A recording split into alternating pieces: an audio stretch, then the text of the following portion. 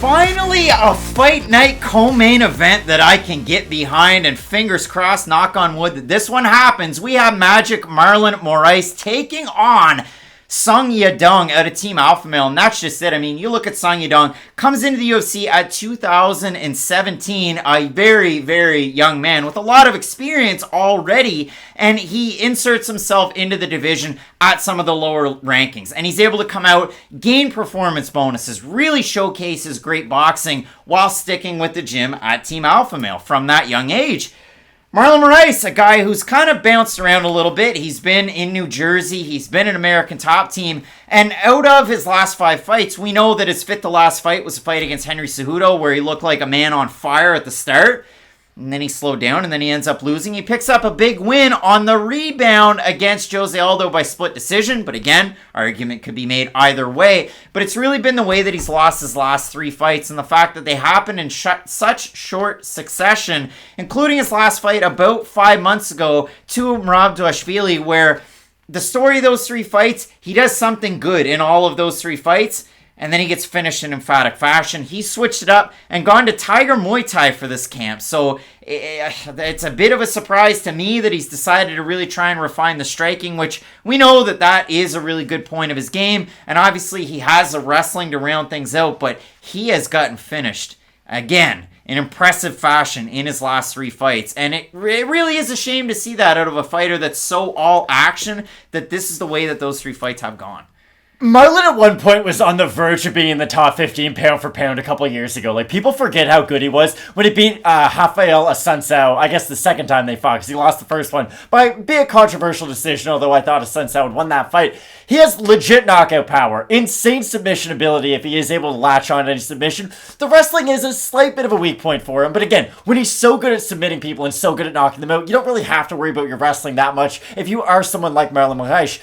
This is what makes it so interesting for him, though. He's a phenomenal striker, but let's just call a spade a spade. He can't eat a shot at this stage of his career. And I don't even mean he's in the boat where if he eats a clean hook, it might put him down. Like, even a really clean jab has shown the ability to at least rock Marlon. And he's not one of these fighters who's a good example? Michael Bisping got dropped a lot throughout his MMA career, but he didn't get knocked out a ton because he was able to recover really fast if he was dropped. Marlon is the opposite side of that spectrum, to where once he is hurt, it's really hard for him to get back into the fight, and he's not someone who can just sort of jump up a couple times or hold on and clinch for a few seconds and get their whereabouts back. You'll see it. He still tries to create separation and almost fight like the Marlon who is unrocked. Go back to the Rob Font fight. He hurts Rob Font with a clean shot on the inside, takes him down, has a lot of success early on, but the second Rob Font puts any type of combinations together, he hurts Marlon. But instead of going back to the wrestling, which he had success with early when he wasn't rocked, he tries to go back into range and throws like 2 wheel kicks, just bam bam.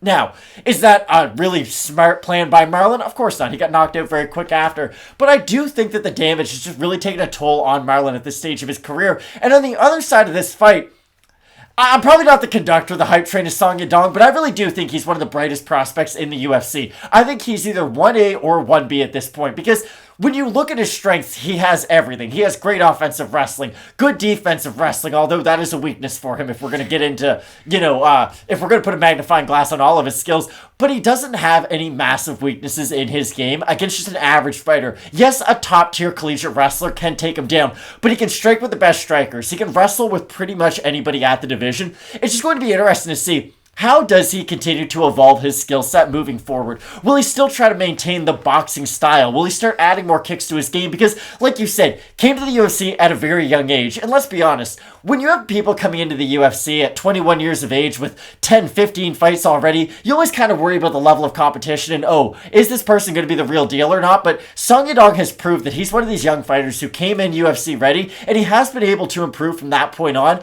This is just an awful fight to give Marlon at this stage of his career. Like, I don't know if him and Dana White don't get along, but you have a guy who has been finished in multiple fights, and let's be honest, he's been hit late in some of these. Like, they're not just average TKO losses Marlon has been on the receiving end of. He's eaten a lot of damage, and now he's fighting a guy who's just shown ever-increasing finishing ability throughout his MMA career. I just think stylistically, this is one of those, hey, Song, you're a pretty exciting prospect. Let's try to get you some fans now. Like a performance bonus over Barat Kandari, performance bonus over Felipe Arantes, performance bonus over Ultimate Fighter winner Alejandro Perez.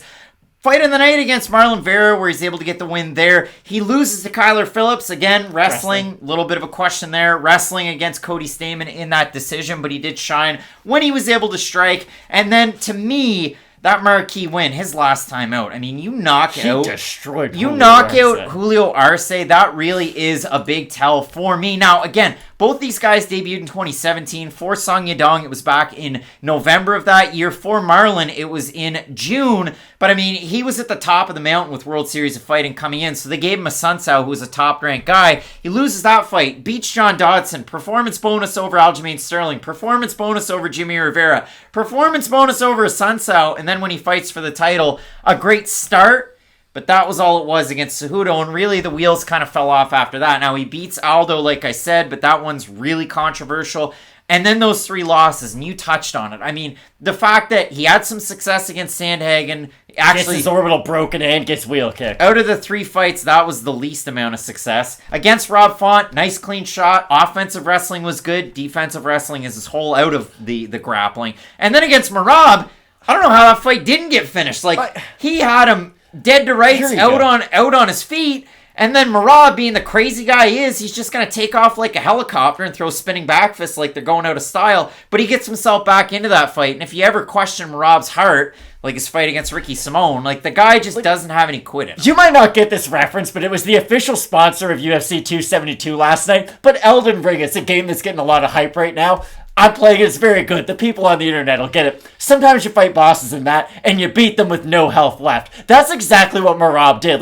He was as close to getting knocked out as you can possibly get in his matchup with Marlon, but he somehow was able to just keep on moving when the ref was asking for something, keep on moving to an advantageous position, and his pace is what really broke Marlon at the end of that fight, and that's the last thing that I worry about. I worry about Marlon getting caught early in this matchup, but I also worry about his cardio if it does go late, because yes, he was steady against Aldo, but for the most part, he is a bit of a front runner in his fights. If Marlon can go out there, especially with the Tiger Muay Thai camp for this one, initiate the leg kick early against Song Yadong, whose boxing is so great and crisp, what happens when he has to switch stances? I'm sure that's a big part of that game plan of Marlon Moraes. But we look at the odds for this one. Marlon open a plus 155. He's around a plus 200. For Song Yadong, open a minus 180. He's a minus 250. We have a look over on Tapology. If I had to guess, because the votes are a surprise to us, they are to you, I'm going to say 80% over under Song Yadong. I would say over. I'm going to say over, and I glanced by them. They're close. 594 total votes. 76% Song Yadong, 77% by knockout.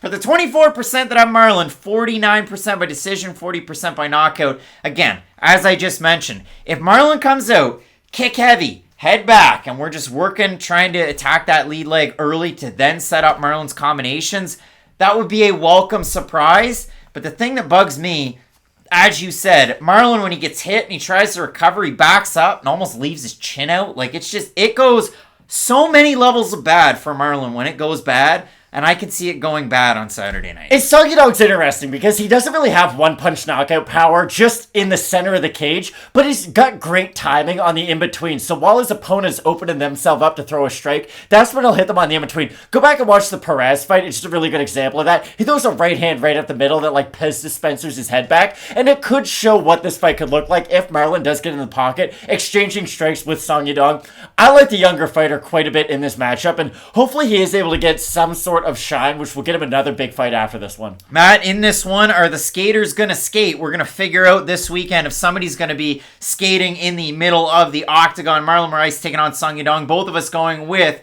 Song Yadong to get the win in this fight. You let us know down below, because hopefully, knock on wood, this is striker's paradise, and I can't wait for it. We have a big time fight coming up in our main event between Thiago Santos and Magomed Ankalaev. 5 rounds of light heavyweight action that you're not going to want to miss. Keep it locked in with Fight Night Picks, as we always say. Let's get into it.